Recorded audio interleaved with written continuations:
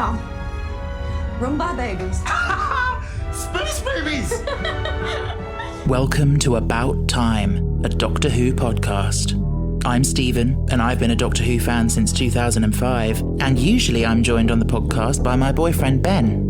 Today, however, I'm joined by special guests Séan and Ethan from the Fast Return podcast to discuss the 2024 episode Space Babies. And quite frankly, it's about time.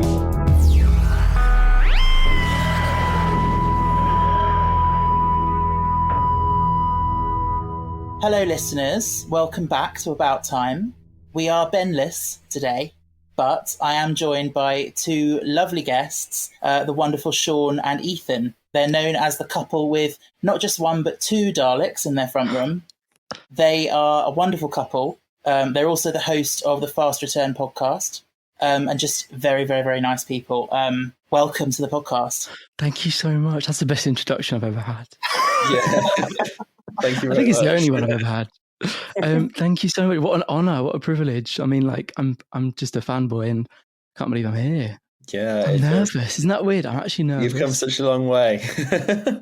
But yeah, oh my God. So we're here to talk about Space Babies. I kept forgetting that. Yes, I know. Thinking it was the Devil's Call, but no, it's Space Babies. I think that was wishful thinking on your part. Wasn't it? Yeah. I think there's definitely more to unpack in Space Babies. So I'm actually glad. I'm glad about that. Yeah. How many times have you watched it so far? So we had the honour of watching it on broadcast with you last weekend. Yes, that was so much fun for our little watch along. And then we watched it again on Wednesday. I showed it to my sister and her partner. And then we watched it tonight because my brain is like a sieve. And if I didn't watch it again, I just sort of forgot everything. Yeah. So 3 times. Yeah, I'm the same then, 3 times. Yeah. I refreshed it again yesterday. I think I've liked it a little bit more each time. I agree with that. First time I was really not very sure. But yeah, I think it's by the third time it was one I can see myself coming back to in years to come and thinking fondly of it in a way. Like, oh, that's cute. Yes. Do you know what I mean? It's the talking babies that all sort of threw me off. Yes. And I think I built it up in my head. I thought, oh God, like Uncanny Valley, and they looked very creepy. Yes. But in the context of the episode, your brain sort of gets used to it. Yeah. And, each watch, I think you get used to it a bit more. Yeah. I think that's the thing, isn't it? Like, because you just know that obviously it's not real. So your brain's telling you that it's not real, even though obviously a lot of the effects in it are really good.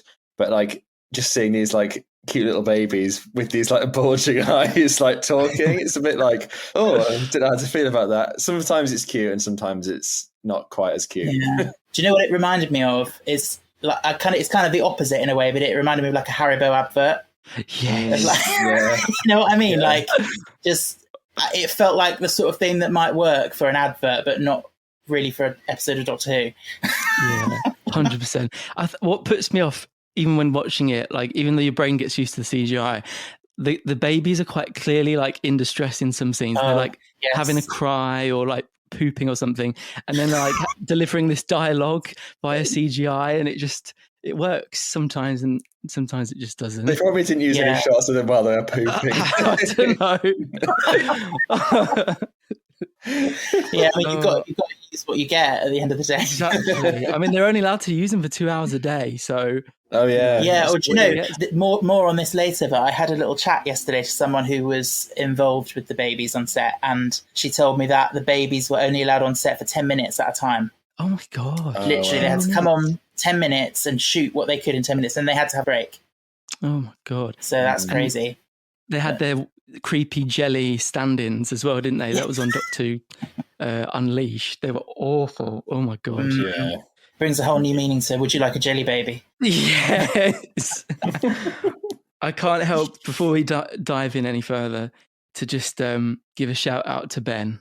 Every time I watch this episode, he is in my head saying, I'm just a space baby. And I can't wait for him to watch it. It's a way off, but I can't wait for his reaction. I should also say before we go any further that although this episode we're recording right now is going to come out after the whole series has aired, at time of recording, we have only seen those first 2 episodes. So this is a little time capsule of our thoughts, our immediate thoughts, really. So that's going to be interesting. Of all our clowning, as you'll hear later on with our theories. So there was no cold open. It's kind of that tradition that Russell had for his first few series, where when he was introducing a new companion or the start of a series, he would not do a cold open. Because I was kind of expecting there to be one. Yes, so was I. Yeah. But we were straight in there, and we all rejoiced. The room sort of roared when we saw that Doctor Who.png was no more from the 60th specials, and it actually bothered to do a rendered logo. Yeah. Thank God. I mean, it's still not amazing, is it? But it's No. better than it was. Yeah, It's it's a an step up. improvement, I'd say. It's an upgrade. Yeah. And what a thrill to see Shooty and Millie's names swoop in the titles as well. Yes. Are you guys fans of the current title sequence and theme? Yeah, it's all right. Yeah, it's not my least favourite. I just think that we peaked in 2005, to be honest. Completely agree. Amazing vortex, and like it really feels like the TARDIS is hurtling through the time vortex. I feel like it's never quite hit that level of excitement.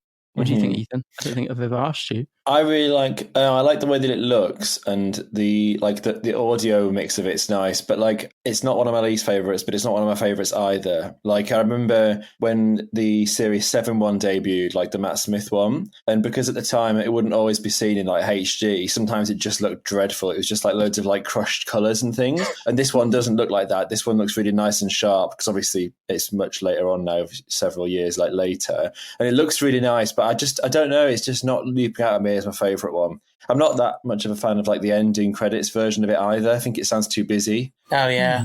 But are they still doing that weird breathing thing in it? I think they are. Oh yes, they are. Yeah, breathe. I wouldn't mind it. It's just there's loads of other stuff happening at the same time. It just sounds a bit. It's just a bit chaotic. Did you see the? I don't know if it's a leak. I don't really know how it came about, but the cut shots from the sequence of the Doctor and it was Donna sticking their heads out the TARDIS. I mean, that is awful. I'm glad they got rid of that. Glad they got rid of that. Yeah. I think Moffat's responsible for that. I think he took one look at it and said, "No, that's just terrible." Yeah. Thank God for Moffat. Yeah. But, I don't say that very often, but yes. Yeah. I was going to say. It was quite weird as well. The episode sort of opened on the Church of Ruby Road again. I didn't expect that, of Ruby walking into the TARDIS, and they reshot it. They did, yeah. It was nice to see it again, I think, for me.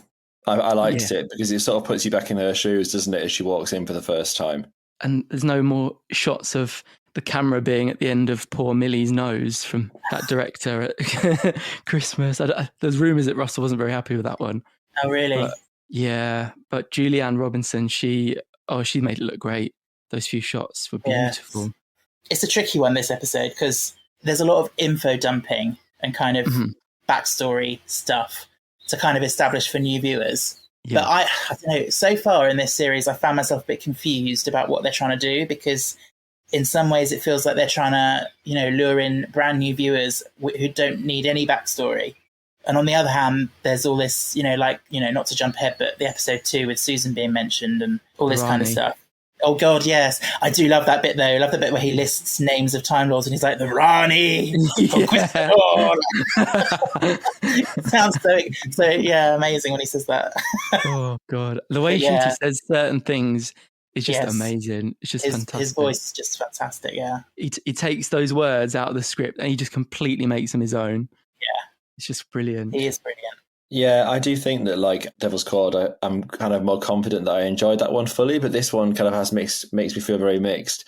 But the one thing that I do know I really like is Shooty and Millie. I was kind of like neither here nor there about Ruby at the end of Ruby Road, but watching these ones now, especially at the start of this one, I do sort of feel like I'm already like falling for them both. Like Shooty's fantastic. And he sells everything he's in really well, like all the lines that he's got on the descriptive stuff. I love to see it because he's just so good straight from the off. Yes. It feels very natural. I fully agree. Very natural. Yeah. Yeah, like you, I wasn't too sure on Ruby at Christmas.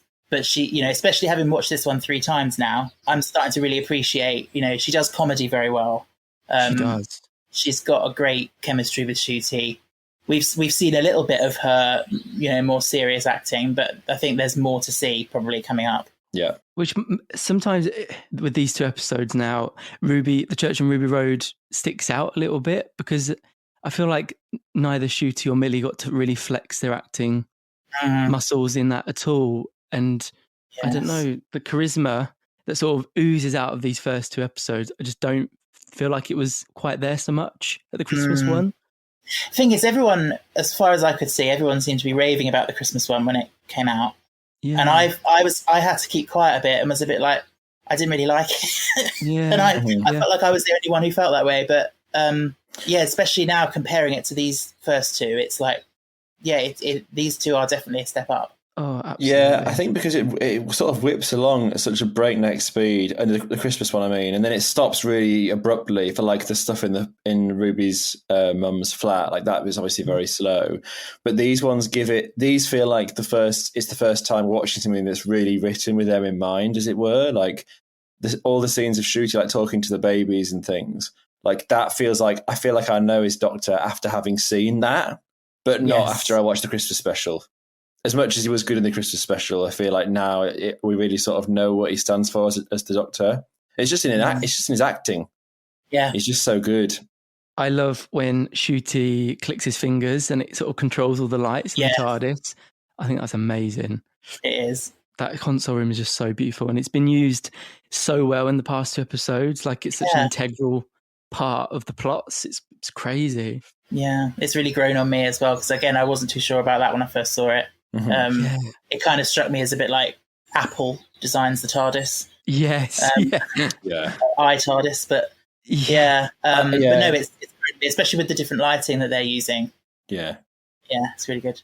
I'm still not too sure how to feel about it. I like it, but I don't know. Again, I think it needs to feel a bit more like lived in, like a bit more of a space that they use as like their home sort of thing. But I guess we'll see that as things change. Where was the jukebox scene that we were promised in episode 1? I feel that it got cut for some reason. There's rumours that it's pushed the button, wasn't it? Yeah, exactly. Yeah, which would make so much sense, because then it becomes like a 3-beat in the episode where he finishes it off at the end with the bogeyman. Yeah. I feel like that first one was just cut, which was a shame. But like, of all the things to put on the cutting room floor, if that is true, that feels quite integral, because there's dialogue that doesn't really make sense. I wrote in my notes, he says like, push the button again. Yeah. Something like that. But there wasn't. It was the first reference to it. Yeah, unless it was just a music licensing thing. Yeah, perhaps. That fell through. I don't know. They made reference to it, didn't they, in Unleashed? I think someone says something like, in his very first scene, he uses this to play a song. Mm-hmm. And that was said by someone in Unleashed, and it's like, that literally doesn't happen. So something must have been taken out somewhere along the line. But yeah, it's strange. And then they have the amazing takeoff scene, which is quite random, isn't it? The anti-grav. Yeah. What was that all about? I don't know. But I don't understand that. He's just showing off for a new companion, isn't he? Probably. Yes. 100%. Oh, maybe. Yeah. Just turn the gravity off for a second. Yes. Yeah. And they have like a random landing. Yes. The dinosaur scene. The dinosaurs. I love it. And the butterfly scene, which is very new for Doctor Who, isn't it? I'm watching it today. I think that's setting something up. I was literally going to say that as well, yeah. I feel like it's that they're establishing it early on because it's going to have some sort of relevance. 100%. Like how little changes. Yeah. Because we said that we might be clowning, obviously, when this episode goes out. Yeah, are we going to mention the T word? Oh, I think we have to. Well, I was just going to say something a bit different about the butterfly, because I was wondering if it was just reinforcing the fact that she's like clumsy and prone to accidents, like what we've seen in the Christmas special, you know, because obviously it's the goblins causing all this stuff around her.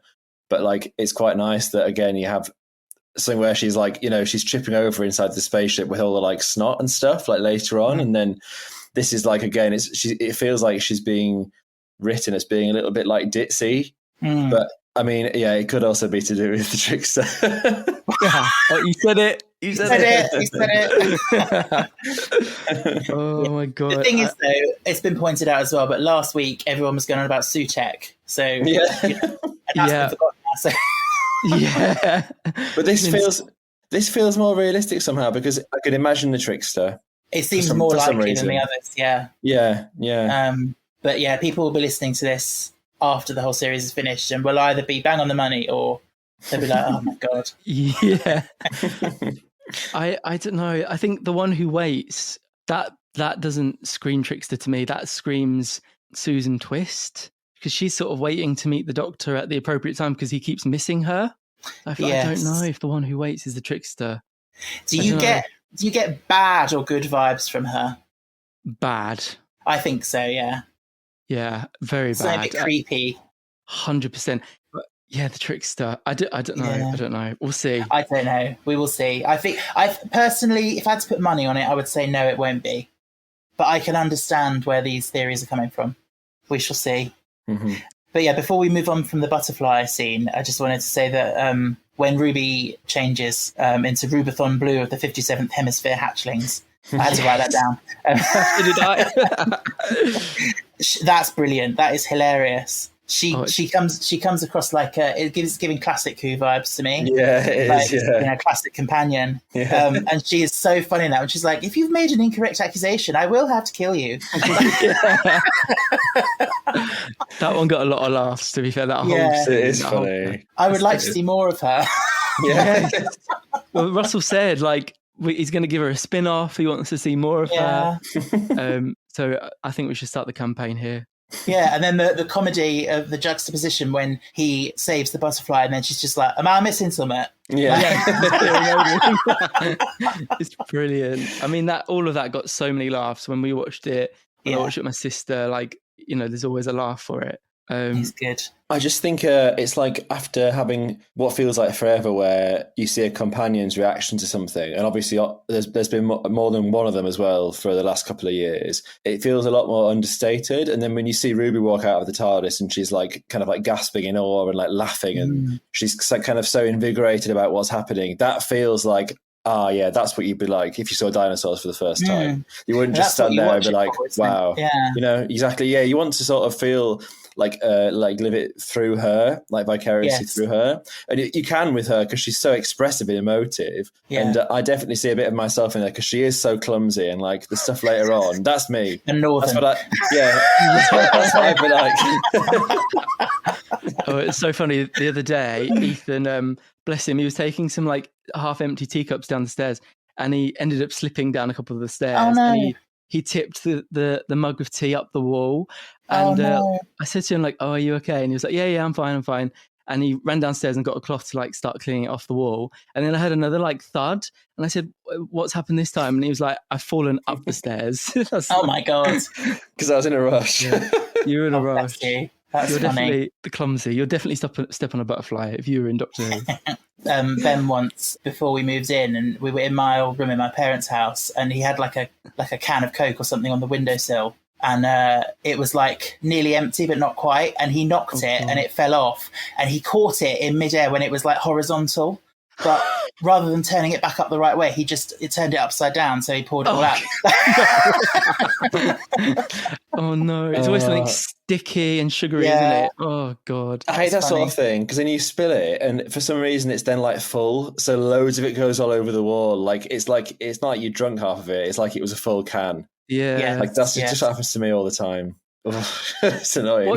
What do we think about the Doctor bringing the butterfly back to life? Is that like, did he breathe regeneration energy in? Or I think so, yeah. That's only what a I think tiny he did. smidge, but yeah. That's what I think he did. But even that's like, if it wasn't done so well, I'd be a bit like, oh, that's a bit silly. But like, it's Shooty like sells it. It's so sensitive, and it's like, and then he makes a little joke afterwards. It's just, for some reason, to me, it's just sold to me. Like it feels right.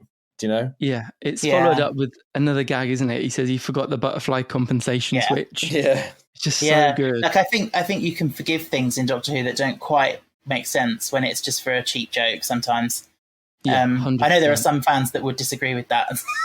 Yeah, and no, not allowed jokes. That's it, yeah. But yeah, have you noticed though? She keeps saying, "Don't call me Rubes." She doesn't like being called Rubes, but her friends at Christmas were calling her Rubes. I remember. Oh, really? So yeah, they're allowed to get away with it apparently. That's interesting. What, is in the taxi scene? Was it they were calling? Yes, when they're coming out of where they've been performing. Yeah, that's interesting. Yeah, don't call me Rubes. Yeah, nothing is a coincidence. I always take note of everything because you never know what's going to come up at the end. You know. Yes. The CGI is off the wall with the dinosaurs and like the TARDIS scenes and all of that. We're so like far away from like dodgy futuristic hospital CGI and things like that. It's just Hollywood. It's completely Hollywood now. It's incredible. And I love the way the TARDIS lands as well. It just seems to crash everywhere. Yes. People seem really divided on it, don't they? the new, like, the way that it like crashes and bashes its way around now, rather than I think it looks cool, and I think there's a reason for it, because I'm sure Russell said something about the way it's sort of, you know, in the title sequence when it's like skidding and like sparks coming off the corners and stuff. He said there was some important relevance to that, and I feel like that's related. So yeah, we will see. But while it's happening, I definitely think it's cool. If there wasn't a reason for it and it just carried on forever for no reason, I would be a bit like, did you really have to change it? Because that classic way of materializing is just so iconic. But, yeah. Although I say that I loved it in like series 1 when they really put the effort in of the CGI, and like you could see the back of it through the front and stuff like that. Yes, transparent. But then in recent years, it's just been like TARDIS PNG, just like fading away. It's like in the Pertwee era, where for a couple of seasons they forgot how to do the effect, so it just sort of just goes blips into existence. Yes. Yeah, it definitely depends on how well it's done, because it can look really cheap if, like you say, it's just like a flat image of the TARDIS. But sometimes it's done so well, and it really makes it more dramatic when that happens, when it's done well. But obviously, it can vary a lot. So I'm thinking of the one at the beginning of The Empty Child with like the tracking shot is it's so cool and beautiful. Yeah, they were really setting out there. But and in the Fires of Pompeii, when it appears and it's like this glowing, like angelic object, and it's obviously going to save the family at the very end. Like that's amazing when that appears, and they're all like sheltering them from the light from it. Yeah, like that sort of stuff's really good. It sort of looks like it's made out of glass for a couple of seconds, doesn't it? That's what I like. It looks like it's made of glass. Yeah. So then they start to explore, don't they? And Star Trek gets a mention. Oh yeah, he's got to be joking, hasn't he? He's not. Yeah, he's just being like tongue in cheek. But the weird thing to me about it is the fact that obviously Ruby acknowledges that it's like a TV show. She says like Star Trek, and the Doctor then says something which is in contrast to that. So I think he's just making a joke, because it's not like she said there's real astronauts. Yeah, exactly. So I think he's just making a joke personally. It's almost like a nod to like, I know I'm in a TV show too, in a way. Yes. Yeah. That's the whole meta thing, isn't it? Which is apparently the theme. It's bizarre. Yes. Yeah. And then we see the bogeyman. Yeah. What are your thoughts? I think they pulled it off. I think it looks terrifying. Really scary. Yeah. It's a good monster for like a season opener. It does slightly run the risk of being a bit like a tiny bit generic, because it is kind of like a humanoid shape with like a scary face that's like in segments. And there seems to be quite a lot of that kind of monster. But the actual look of it is very scary, and the teeth and everything and the eyes. It's cool. It's difficult. It's so creepy. It's almost difficult to feel sorry for it at the end, because it's this like hideous thing. But yeah, I mean, it's an interesting monster for sure. Would you change anything about it, Stephen? The design? No, design-wise, no. I think it's fine. I also like the actor that was in it that we saw in Unleashed. Again, I remember that from watching Unleashed while drunk, and people were saying like, "Oh, well, we fancying the bogeyman actor now." Oh God! I think some things were said later on in the night. Yeah, let's not go there. Yeah. Oh God! Anyway, Stephen, we're not allowed to like swear on this, are we, or anything like that? Oh yeah, of course you are. Yeah. All right, okay. But I was just going to say, because when we were all watching it, the first thing I said to Tommy was, "Who cleans up all that shit?" and then obviously, like, that was part of the plot, is that, not to jump ahead, but just funny. Yes. The things that you think about when you're drunk. Yes. Although, speaking of the swearing, like, I love the swear filter on Nanny when she's like, "Oh, these things are a crock of waste products." Yeah, that's funny. That was good. I do think, though, that was the only time where that gag was quite funny, because she swears at other points, but they just say like bleep bleep. Do they? Like, yeah. I don't remember that. Yeah. Yeah, and Ruby's like, just turn the filter off. Yeah, towards the end. Oh, okay. Yeah, it's not used as a gag or anything. And it's the funny. only ones I remember are the waste products and illegitimate person. Yes. Oh, yeah. Russell loves like faux swearing, doesn't he? Like from the scene in New Earth. Yeah, it's very much like that. Oh God, yeah. At last, I should be revenged on that little bit rich. I don't think you'll ever top that one. Oh my God. But also, the Doctor nearly swears at the end. Yeah. I see. And then he changes to shizzle, and I'm like, I can believe that Shooty would, but I can't see any other Doctor doing that. No. I mean, imagine David Tennant just being like, "Oh, it's a load of old shh." You know, he wouldn't do it, would he? Oh God, I love that we've seen Shooty in costume and Millie in costume, and Shooty says Millie fucking Gibson like that, and he got really told off for it. There's a lot of like classic Who bloopers where the third Doctor, John Pertwee and Tom Baker, the fourth Doctor, swear, and I feel like those two doctors would swear if things got bad enough, but the other doctors wouldn't. But John Pertwee and Tom Baker definitely would as the Doctor. Yes. They would 100% swear. Talking about swearing, I just had a flashback to last weekend. So I put on the DVD, didn't I, of the Sarah Jane Adventures Crew DVD that I'd found on eBay. And that was really funny because it was the rushes from series 1, and it was like Slitheen saying, "Oh bollocks," like that. Oh my God, yes. That main Slitheen guy who was the head teacher, oh my God, he kept getting his lines wrong and just going, "Oh bollocks!" And it always feels so naughty, like it's your teacher swearing or something. Because he was so extra. He was really really getting into the part, and then he'd be like, "Bollocks!" It was so funny. The contrast. They were my God. Camp. The Slitheen were just camp. I love how camp they were, yeah. Even in series 1, whenever they're human, they're always really camp, the Slitheen. Like, all the actors playing it are always like camping it up to the max. It works really well. Yeah. Definitely more in Sarah Jane, I think. They don't take themselves seriously. Especially the first one. Yes. To be fair, I know I quite like that in Aliens of London, how the fact that like they are, taking the place of these serious politicians and they're just being really childish and silly and giggling and stuff. I think that works really well. Yeah. Victory should be naked. Yeah. So good. I love it. Anywho, how we've gone to Aliens of London, I don't know. Yeah. Aliens of London to Babies in Jars. The baby farm, yeah.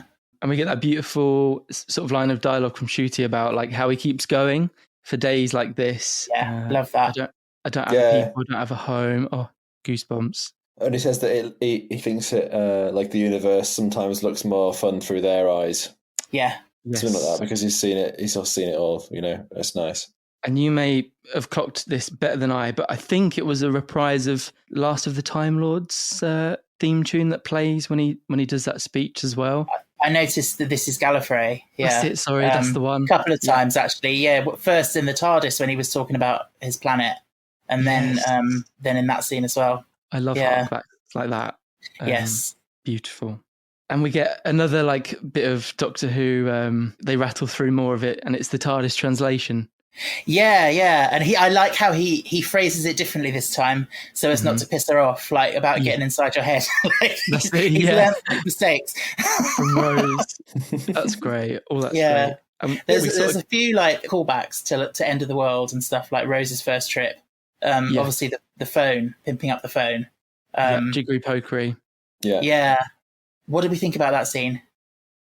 I don't think it's done as effectively as it was in Rose, but I think obviously I'm trying to speak without nostalgia goggles on, but just the way that it works, like you get these glimpses of like Jackie's mundane life at home without her daughter, and it all feels so much more grounded. Whereas this one, like I think Ruby's mum generally, I'm struggling to like connect with that character because I think she just comes across as being a bit like grumpy. She's a bit grumpy, and I think as well, having seen that actress in Mandy, the comedy series, she's amazing in that. She's fantastic. Okay. So in this, I'm just a little bit like, I don't really know like what's that character's like stance about anything, apart from being Ruby's mum. So for me, it wasn't as good as the one in the End of the World, but it's nice to see them doing that where they're trying to make the companion seem more like a real person. Definitely, I like what it's doing, but just not the way it's doing it as much as the End of the World.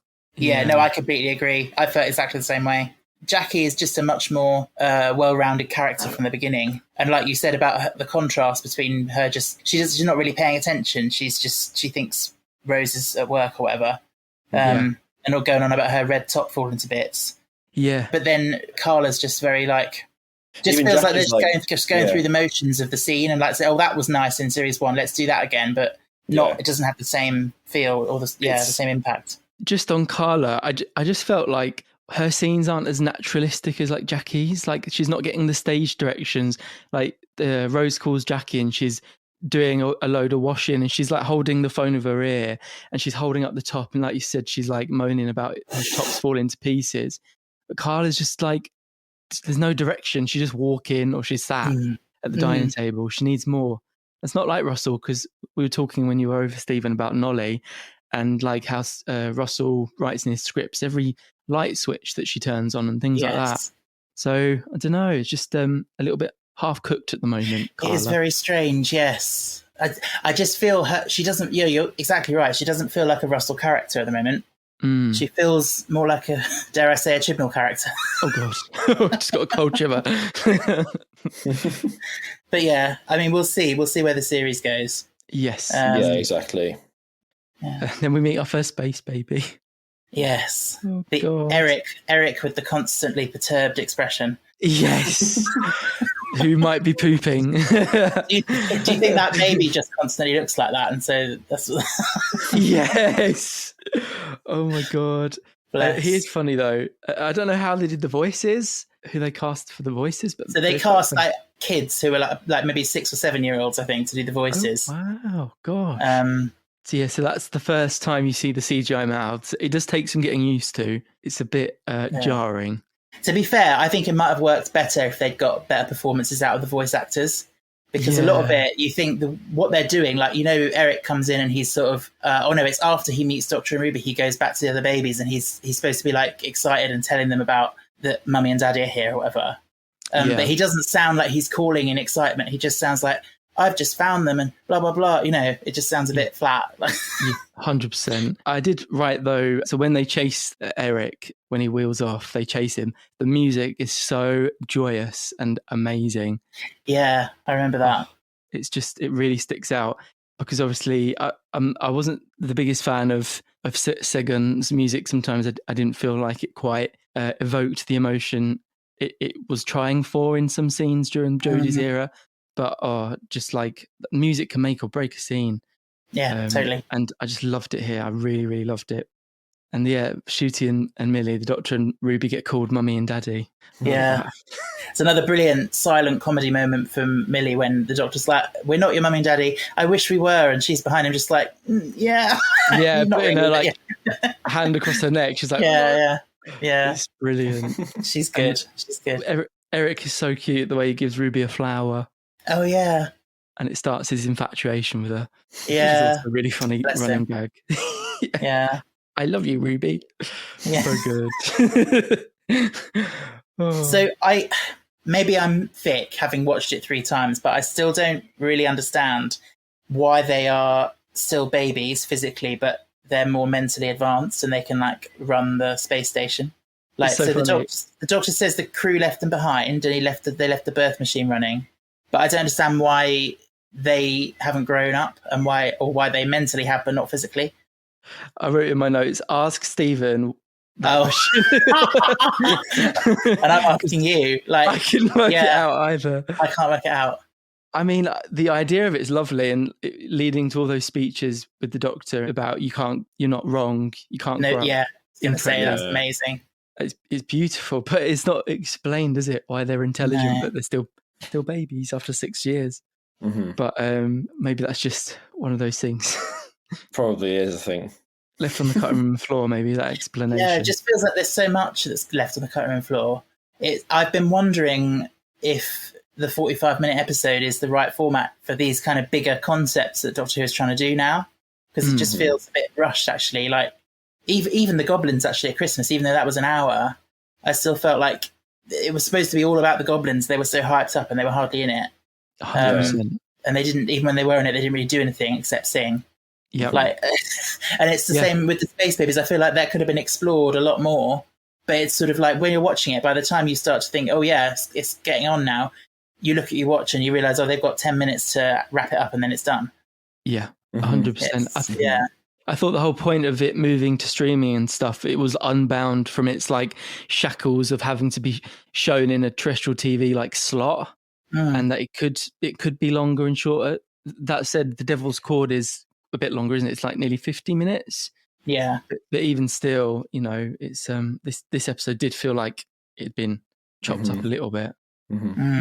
Yeah, I just love that speech when they asked the Doctor if they grew up wrong. Yes. And the Doctor says, nobody grows up wrong. You are what you are, and that is magnificent. I also feel like it might be a bit of foreshadowing for Ruby when he says, "It doesn't matter where I come from because I am absolutely lovely."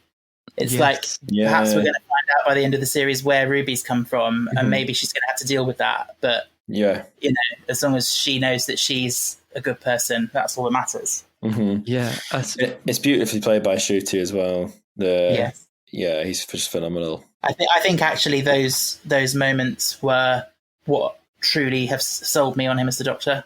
Yeah, I agree. Because I still wasn't 100% convinced at Christmas. Not in like I didn't think he was doing a good job, but there always comes a moment with the Doctor where you think, yes, they've arrived. Yeah. And I thought that was him. And it's like the zaniness and the silliness and all the really like extroverted stuff seems to be a bit easier to do. But for me, it's like when the Doctor has those one-to-one moments where it's like he's having that conversation with one other person. The fact that the audience is there doesn't make a difference. It's just the fact that that's what he's like with someone who's vulnerable and in need. And you see him, the way that they express themselves at any point, that's how you wouldn't know what sort of Doctor they are. Do you know? Yeah. He just oozes charisma, doesn't he? Like every bit of dialogue, he just like applies like his own personality to it. And you just get absorbed in what you're watching. It's just, so good. Then we meet Nanny. Yeah. I tried to write down what that was stood for, but I missed it on my 3 watches. Nanomatrix Electroform, I think. Oh my God. Well done. Yeah. You get a point. Oh yeah. Can we mention that you ran a quiz at the watch party? Oh yeah. Oh God, the quiz. But by the end of the quiz, obviously we had to rush the quiz because Doctor Who was going to start. So we got through the 5 rounds, and then we all sat down. Obviously, watched 2 hours of Doctor Who, and I was like drinking.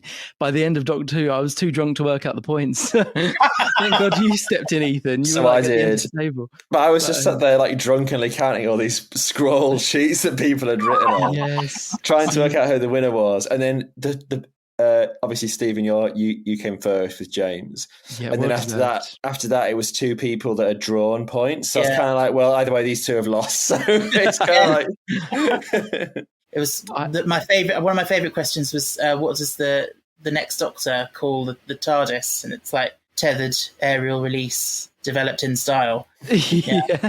They're all quite niche, very nitty gritty questions. It was really hard. A lot got the questions right because they weren't easy questions at all. I mean, seriously, if I'd been taking part in it, then I would have got like 5 points because there were so many really hard questions. I'm glad I wasn't. All the music ones, like I don't know the names of any Doctor Who tracks except like I Am the Doctor. Can we just take a moment to appreciate? So yeah, the 3rd round was I had 10 tracks from the Doctor Who soundtracks, all of them. And I would play like a couple of seconds and then stop it, and then you had to write the title. And the idea of like, what was it, like 10, 11 Doctor Who fans sat in a garden, and I'm blasting like I Am the Doctor. What must our neighbours have thought? Like, I must have been so confused. But it did go down it went down very well. It was fantastic, yes. You need to do more. Yes, 100%. So then we got Activate Nose Blow. Oh yeah. From Nanny. Which I thought was really funny, but I was quite a few drinks in at that point.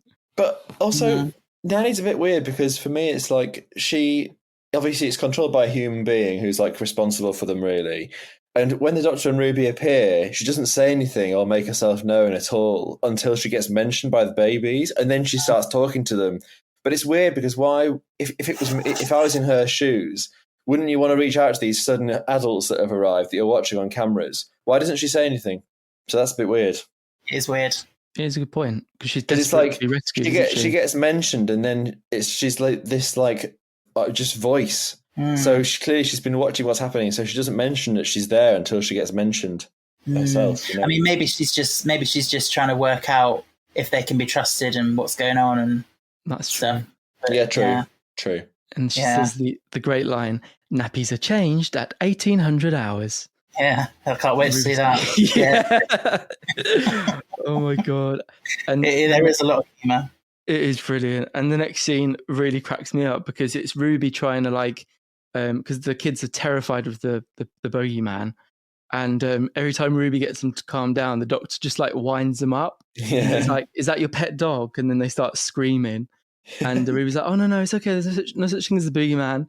And then the Doctor puts the boogeyman on the screen, and then they start crying again. It's so good. It's kind of like he's testing, isn't it? Like testing the effect it has. Yes, exactly. Yeah. But he's also enjoying doing it at the same time. He's enjoying it. There's the snow and stuff. Has that happened? Yeah. The memory. Yeah. The memory that's changed. Yeah, the doctor says that the memory's changed because now her mum's pointing at him. Yeah, I think that's a really creepy image, actually. Very weird. Yeah. I wonder what's going on there. Yeah, lots of questions thrown up by that. So many questions. And the snow appearing. Yeah. So she obviously has some power. Yeah, I agree. To manifest something. Because then obviously she does it again in the second one. She brings the music in, doesn't she? When she's trapped. So yeah, I think that's another tipping on the scales for it is the trickster, because Sky could blow circuits, couldn't she? Sky could blow circuits. That was her power. And Ruby's power is the power of like memories. That's my theory. Okay. I get my clown makeup ready for in a few weeks. But they then meet the nanny, don't they? Jocelyn. Jocelyn, yeah. And is that a famous actress? I remember some people like really excited. She seemed familiar, but I can't remember who it is. Yeah, she was really good. Like a really good actress. Like displayed all the emotions. It's not an easy role, that, you know, the lonely sort of tortured person left on their own with impossible choices. I thought she played that beautifully. And we see Susan Twist again on the screen. Yeah. Playing like a Star Trek person, like a crew member.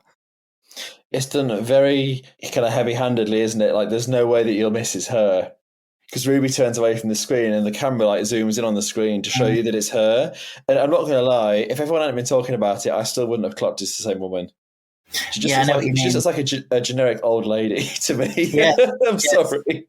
Yeah, I didn't notice it when she was, what was her name, Mrs. Thingy in the Isaac Newton scene, and then she was... Yeah, I would never have noticed. Mrs. Merridew. Yeah, and then she was in the Christmas one asking about, can you play, what's it? Like, yeah. I had no idea that was the same person until I went to Twitter. Yeah. I think that will have obviously a massive payoff, but I think you're not meant to know who it is. Like the casual fan isn't meant to care about them, because we are obviously avid fans. We dissect everything. We obviously know that she's going to be important, but she's definitely an anomaly, a very strange character.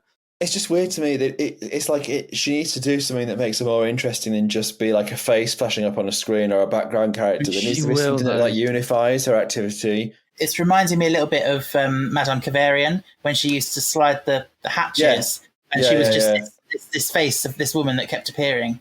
Mm-hmm. Yeah. I mean, it's funny you say that, because I was talking about it with Séan the other day, and it's like in terms of what's actually happening, it is quite similar to that. The other thing that it reminded me of is obviously when you see Missy in early Series 8 and she doesn't say anything, she just appears. But the fact that you get all that character and personality from them, from no dialogue, I know that it might be a bit different if she's playing different incarnations of this old woman or whatever, whereas Missy and Kavarian are very much just one character.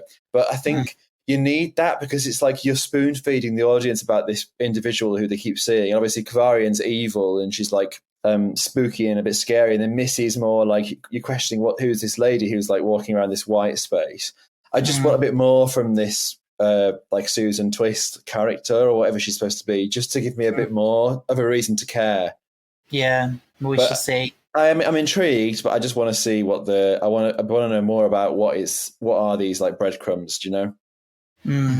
I think, as you know, we're only 2 episodes in, so yeah, I need to remember that. We'll see where it develops. But then, at the same token, 2 episodes into an 8-episode series is a quarter of the way in already, which is crazy to think. But we shall see. Yeah, we got some kind of political commentary about the planet forcing the babies to be born and then not looking after them, which I quite like when you get that kind of thing in Doctor Who. Especially when it's like it's done from the perspective of a different world, but it's making a comment about Earth. It's like an alien concept, but then Ruby says, no, that's not strange. And you think, oh my God, like that's what happens in society. People have kids and like, you know, like don't look after them and stuff, or they can't look after them. It's quite depressing though when you think how far in the future it is and that it's on some other planet, and it's like it happens all over the universe. Yeah. Well, I wondered if it was to do with like anti-abortion and stuff, because it's like you're forcing people to have kids that don't want to have kids, more than like a jab at any specific political party. I think it's more about like you should have obviously like the freedom of choice and stuff like that. It's more about that on a general level rather than saying do something for the sake of it, because there's lives at stake, aren't there?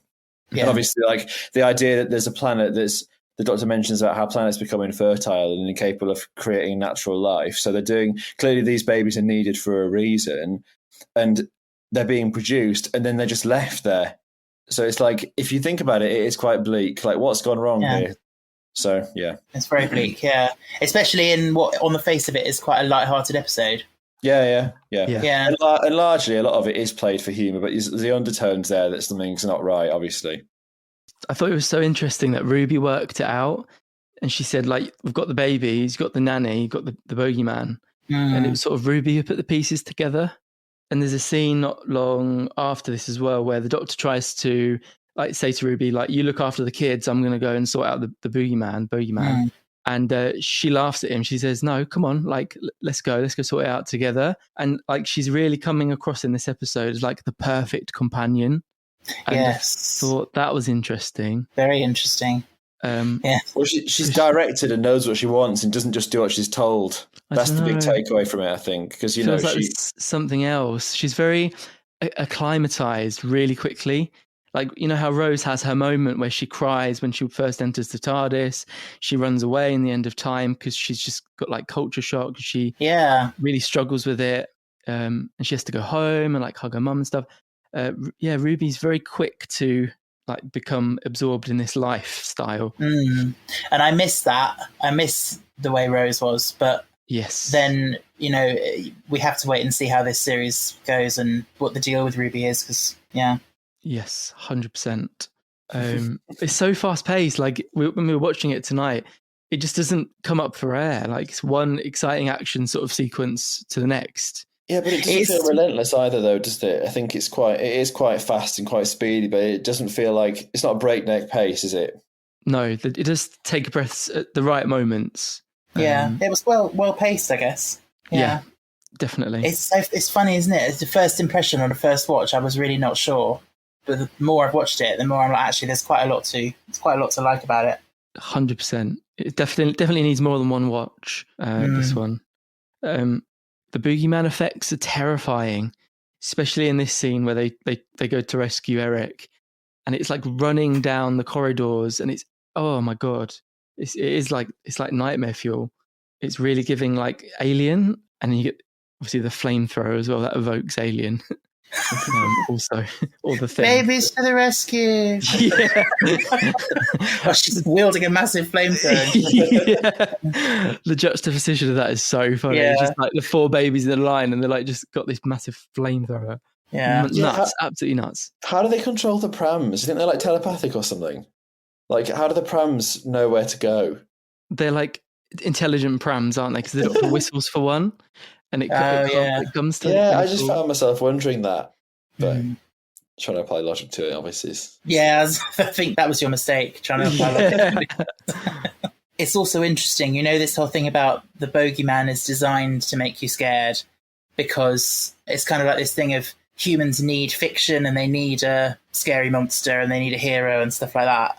I feel like, especially for a first episode and like launching a new era, that could almost be like a meta comment on Doctor Who, because Doctor Who in the past has often been criticised for being too scary, and it's almost their way of saying, no, you know, humans need that. We need that kind of, you know, we need that thrill. Yeah. I love it when the show goes like that meta, and it almost feels like a comment on the show itself. Yes, exactly. Like in series 1 about the speech from the Ninth Doctor, let the box rot on the corner, an old relic, forgotten things. That was an analogy for the show if it never got picked up after series 1. Oh my god, I've never noticed that before. Yeah. But that's so true, And Russell again, he's very good at that. Very good at that. He is. And they get to the spool. Great word, spool. And the gooey corridors. I wrote gooey corridors. Love it when Ruby falls over. I feel very seen. That's very Ruby Moses. That'd be my first episode. I'd fall over and then get loads of snot on me while I'm still on the floor. She gets gunked, doesn't she? It's very Nickelodeon, that. Yeah. Well, I was also thinking her first trip into space, and she gets covered in snot, and it's disgusting and everything. It's giving, for me, Beast Below vibes of Amy getting covered in sick. Yeah. Yes. Back from the whale. Oh my God, yeah. Yeah. Similar. And also, it kind of that continues with the Doctor then relating to the creature being the only one of its kind. Yes. That's another parallel there. Which is interesting. God. I do think that Russell's drawn a bit from Moffat's era. He's certainly not a repeat in his own era for the most part. I feel like this series sits more at home in the Moffat era sometimes. Like Series 5 vibes. It's kind of like he's watched the show while he's been away from it and been like taking leaves out of their books in a way and been I thought it was so funny when the Doctor tries not to laugh at the fact that she gets gunged, and he's like trying not to burst into laughter. It's so good. I know Ruby's really annoyed, but I think she also sees the funny side of it as well. Yeah, definitely. Yeah. She's like playfully like hitting him and stuff and that kind of thing. So she's clearly like okay with it. Yes. Although also the fact he's like, I've been all around the universe and this is the worst thing I've ever seen. Like, really? Genocide? 100%. He does that twice, doesn't he? He like hypes it all up. He says, I've seen so much in the universe. And he does like 2 speeches like that before he reveals that it's snot as well. He bigs it up. I think he's like joking around with her, isn't he? Though he's like he's totally like enjoying himself a little bit too much. Exactly, And because I'm a sado as well, we get a word, and I love this word because it's said in Partners in Crime. Do you know what the word is?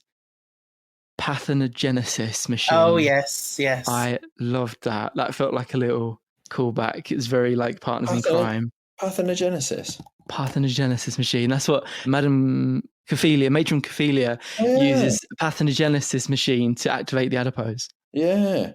If only that would come up in a pub quiz. It's a form of reproduction in which an egg can develop into an embryo without being fertilized.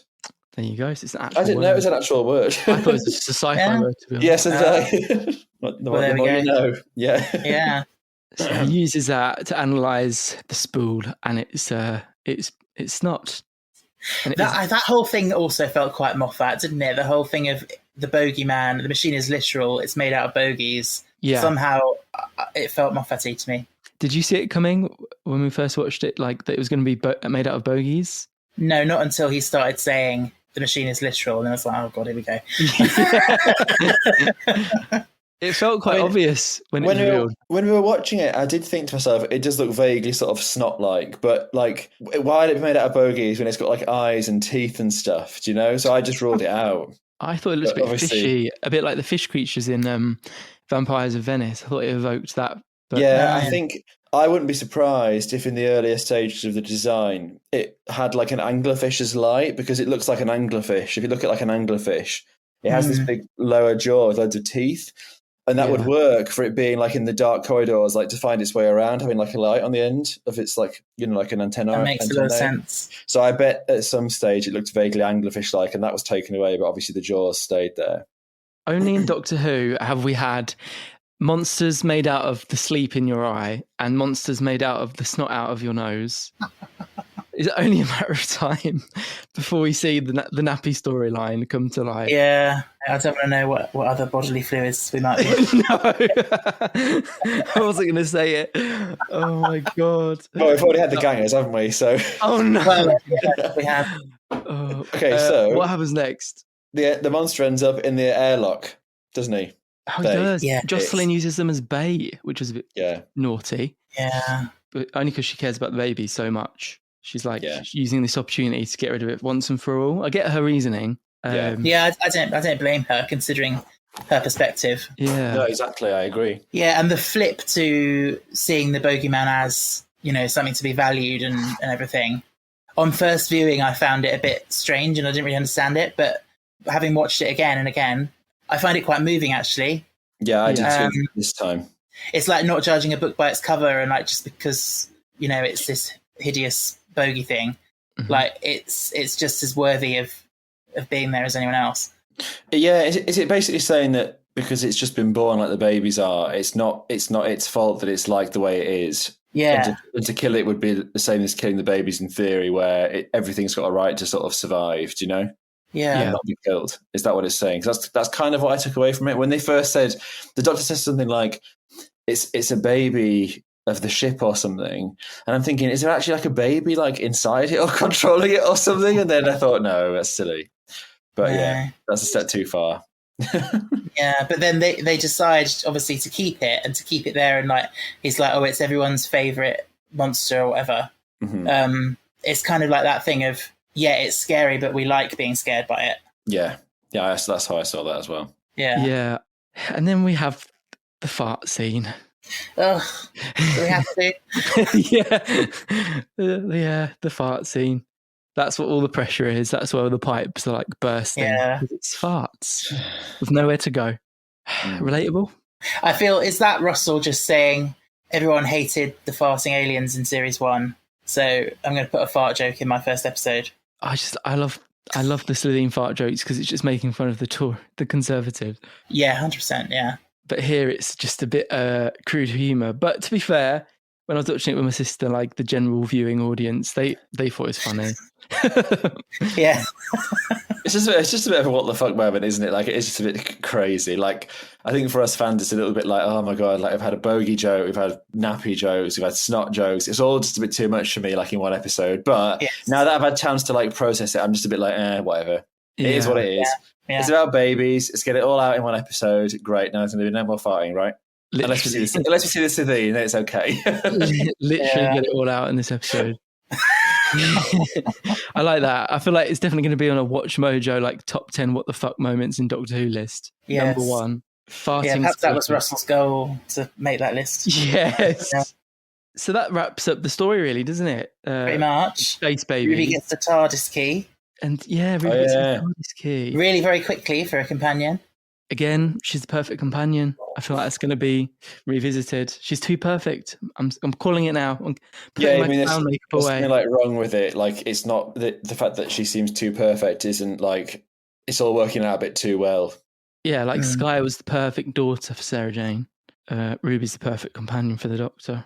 But we shall see. I love something with Ncuti that is quite different from previous Doctors, is the way he's sort of unfiltered with his emotion and his excitement when he's like, Ruby Sunday said yes, and he's like so excited that she's coming with him, that they do feel like equals, like friends, and like that thing that they said in the publicity beforehand about like two school kids who are laughing together, like because you know with different Doctor and companion relationships you get these different vibes. Like say when Rose met Nine, it was almost like a father relationship to begin with anyway. And then this, you couldn't call that. It's like, this is much more of a like someone you'd meet at college kind of and have a laugh with kind of vibe. Like the Doctor and Donna, but younger, like you say, college age. They're very Gen Z. Yes. Aren't they? Yeah. Not saying that's a good thing or a bad thing, but definitely. Yeah, you always feel like she's as likely to get him out of trouble as he is to get her out of trouble. Yeah, she's proved herself already. Yeah. I love the ending as well, which is quite sad. But the Doctor sets out the rule. He's not going to take her to the night her mum abandoned her at the church. That's not happening. I also felt like that was a link back to series 1 of like he's learned from his mistake with Rose. Of Father's Day. 100%. It's like he's been down this path before, and he's got to set it out before she even comes on board the TARDIS. I cannot do that for you. Like, it's crazy. The dynamic with the Ninth Doctor and Rose. It's like the fact that he became so intoxicated by her affection by that point that he did that. He took her to her dad's the day her dad died, and like you say, he's making sure he's learning from that. He's setting out the boundaries from the beginning, and that's not happening. But and then I love Ruby's response to that, and she's like, "Well, if you let me finish, I am going to see my mum on Christmas Eve or Christmas Day, and it's Carla and Cherry." Yes, I think she was definitely thinking about her birth mother. Yes, I wonder, she seemed to accept that when the Doctor said that he can't do that, but I wonder how long she'll last with that, or if she'll crack. Yeah. I feel the same way. Yeah, it's She'll, almost like- makes me think of Clara with when Danny died, and she like was throwing away the TARDIS keys, and like I could see a Ruby scene like that where she's like, forcing him. 100%. That was in my head. The relationship with Clara, like they're such good friends, and she pushes that to the limits and twists his arm because she can, to let her in. And but yeah, it remains to be seen. But that scene where she does go home is lovely as well when he lands in the kitchen. They like destroying the flat, don't they? They do. There's not going to be any flat left. It's going to be like Dan. He wasn't left with a house, but the end of he's done some big damage to that ceiling as well. Yeah, yeah. Seeing it's like, oh god. And that was I feel like that was a weird when she goes out and he's like, so my people, they took names like this and that, and he's like, and my name was, and then it just cuts away. Yeah. I feel like that was a weird moment. I'm like, guessing that's him introducing himself as the Doctor to the family, but I'm not sure, I wondered if it was, again, playing into this whole it's all a bit too perfect thing, because they're obviously really good mates, but for him to do that's like River Song level stuff, isn't it? Telling your companion what your name is. And it's like, it's sort of playing into that whole, why is everything moving so fast? Is it being like controlled or like puppeteered by someone? That's what I thought about that. But also it could just be like an end of episode joke. Yeah. Well, I don't believe he was going to tell her his actual name. I think he was just reaffirming that the one he got was the Doctor. Yeah, maybe. But I don't know why they did that whole thing and then cut away. Like, just seemed weird. So why do you think he's scanning her? I thought that was strange. Like, it's scanning her brain because she can make memories. Because he knows something's up with her because of the snow and stuff. He knows that there's something going on with her that needs to be investigated. But clearly, he does enjoy spending time with her. But it does call into question, like the fact that she presumably doesn't know about any of that, but she trusts him. She's not aware of any of that, is she? Did that remind anyone else of a very similar cliffhanger? Series 6, when Matt Smith is the cliffhanger is he's scanning Amy and she's like pregnant, not pregnant. Yeah, yeah. No, that's another. Yeah, it's like an amalgamation of Amy and Clara in like that sort of mystery thing. Yes. Yeah. I am enjoying it. There's a lot of questions, but I'm enjoying it. I am intrigued though. There's a lot of questions, but yeah. So, do you rate the episodes on your podcast? Yeah, I mean, we could do. I mean, if you were to give it a rating out of say 5 stars, what would you give it? So I always find 5 really, really difficult. Okay. 10. Out of 10, I feel like Space Babies would get 7.5 from me. Oh, okay, not bad. Yeah, it's good. There's a lot to enjoy from it, but the CGI like the babies and all the crude humor, I don't know. It's not an episode that I should shout from the rooftops and tell people to like watch right now because it's really good television. It is great, but it's just like those things just knock it down a few pegs for me. Ethan? 5. Ow. Okay. Because I enjoyed it. I think it's average for me, and I don't really have anything else to add about it in terms of pros and cons. It's just that puerile stuff is like in anything. Switches like fart jokes, poo jokes. It's just a big flat line for me. So 5. Yeah, that makes a lot of sense. And I think as well, in terms of what the good things, that 5, Shooty and Millie were just phenomenal, and I'm already in love with them both. So 5 for them, basically. Yeah, that makes a lot of sense. So I'm terrible at rating things, as we know. I struggle with it, obviously. Yeah, because if I say a number, I'm then going to be challenging myself. But yeah, I'm tempted to go similar to you, Ethan. I would say maybe a 5.5 or a 6. It's certainly nothing I'm going to write home about, but it could have been worse. Let's put it that way.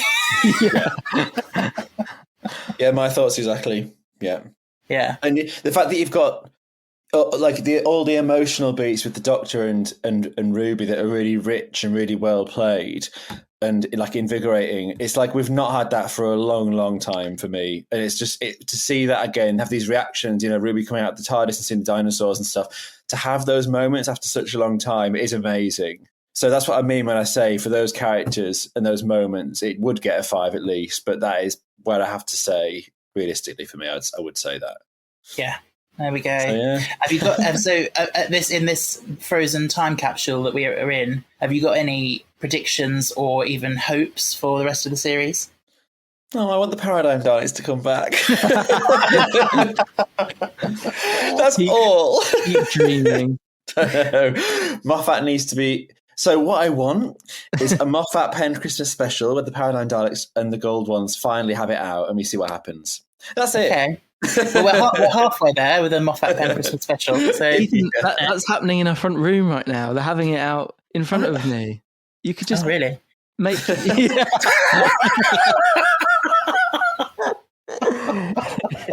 Not that kind of having it out. Yeah, that does sound that's like just where my mind went. Yeah. I'd like to see the Trickster back, but that's it. I mean, everything else, I'm happy just to see what happens. I would like to see the Trickster back because I feel like there's no one who wouldn't enjoy seeing the Trickster again. You've got the OG Sarah Jane fans, people who've grown up terrified of that, and just general audiences. It's such a good villain. And it would fit into like the mystery that's being set up at the moment so beautifully. If that is the payoff, I think that would, like, hats off to Russell. But we will see. Yeah, that is my main hope. What about you, Stephen? Well, I don't know about the Trickster, honestly, because I love the Trickster in the context of Sarah Jane, but I don't know how I'd feel if he was in Doctor Who, unless he had quite a what do you call it, like not an upgrade, but like a change. Yeah. I feel like he's. I mean, Doctor Who's full of camp villains, obviously, but he's so excessively camp and like just seems to fit that Sarah Jane mold better for me. But I mean, you know, I'm not saying I would hate it if he was in it. We'll wait and see. Personally, I think it's more likely that it is going to be something completely new and not bringing something back. Yeah. But we will have to wait and see. I can hear in the distance, getting my clown makeup on. Do you know who it is? The one who waits. It's Odd Bob. It's Odd Bob. Oh my God. Bradley Walsh is back. Yeah. Oh my God. I'd be for that, to be fair. Stephen, I see what you mean about the Trickster. I think that because the design of it is obviously, a lot of people do say that it creeped them out a lot when they were younger. I don't think it would take much to push it into more appropriate for Doctor Who territory, but I agree that I think things would need to be altered. And obviously, his last appearance was such a long time ago now on TV that visually they could probably do something more with it anyway. Like, the scariness of it aside, but they would want to tone it up, I suspect, for Doctor Who. But yeah, I mean, if not, I agree, it would probably need something. Have you seen the actor who plays the Trickster? No, I don't think I have. Oh my goodness, he's a delicious man. Sean thinks he's a bit of a dish. He could misplace me in time any day. Sean, now we know why you were meant to be on this podcast. Yes, we've had Hot Party of the Week. I've got the whole About Time series. Yes. Are we doing Patreon or not? Did you not I will be. Yes. Yes. Can I help with it? Let me know when we're doing it, and I'll sing the song. Oh, Ben said no one's allowed to sing the song except him. Copyright. He was like, you're not singing the song. I made up that song. We should have got an audio insert. You'll have to add in a quote. Yeah. Am I allowed to repeat the names after you read them out? If it will bring you pleasure, yes. If you're going to be a guest on About Time, that should be in the terms and conditions. Yeah. Should we do that now then? Let's do it. Okay. I'm not going to be as good as Ben. I'm feeling the pressure now. So, at time of recording, we have a new patron. So I'd like to welcome Natalie. I have told Ben that Natalie has joined, and he is very sorry for not being able to be here, but he sends his massive gratitude as well. So thank you, Natalie. And you join the ranks of Louisa, Philip, Jason, Joe, Tom, Louis, Michael, Verna, Heather, Benny, Caleb, Monica, Amber, Jess, Kaylee, Kieran, Jay, and Owen. I'll never be Ben. No, I was going to. Yeah, I'm like an Audi version. Yeah, it's like Ben from Wish. I didn't do the names in a voice. Oh no! I forgot. I didn't know who I would have done, but yeah, Space Baby. Yeah. Anyway, so thank you to everyone who supports us. You know where to find the information if you want to look for it. I'm so awkward at all this bit. Doing well, doing great. Sean and Ethan, it's been a delight. Thank you so much Our for pleasure. coming on. Yeah, thank you very much. It's been our pleasure. Thank you for having us. And I also, we mentioned in the podcast that you hosted a little watch along party for the first 2 episodes, and I just wanted to say again that was such a delight to go to. It was so nice to be invited, and like you made me feel so welcome as someone who was a bit of an outsider. So listeners, these two are really the loveliest people that I've met for a long time. So thank you so much. Thank you. It's our privilege. We had a blast, didn't we? It was lovely. Yeah. Anyway, so once again, thank you so much for joining me. I hope to have you on again one day. Absolutely. If we're so lucky. Yeah, that'd be fantastic. Thank you so much. Thank you very much for having us on. Okay, pleasure. And listeners, I'll be back next week with another couple of guests to talk about The Devil's Court. And until then, stay fantastic. Oh, Ben's going to kill me. I'm taking his gig. Oh, I don't think you're quite stepping on his toes yet. I don't think you can quite compare. Not quite. That would be lovely once I've edited it. yes.